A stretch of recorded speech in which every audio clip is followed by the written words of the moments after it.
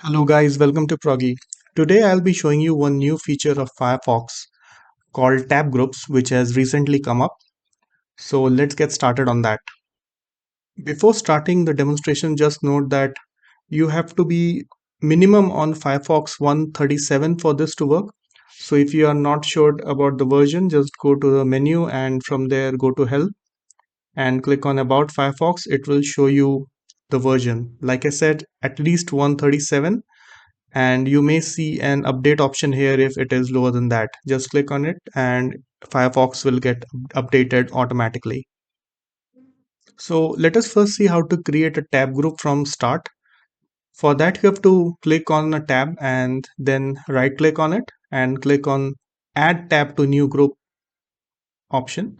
Let us name this Airbus and give it a different color.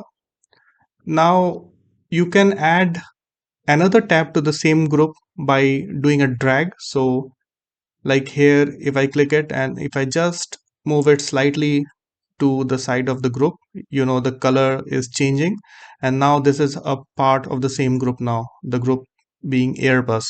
So if I click it, the entire Airbus group will collapse or expand.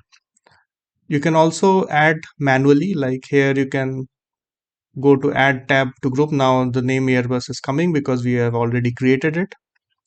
So now all these three tabs are part of the same group.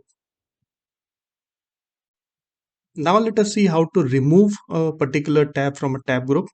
For that, what you have to do is that click on that tab and just, you know, drag it enough so that the color disappears of the tab group, and you have technically unfreezed the particular tab from the group.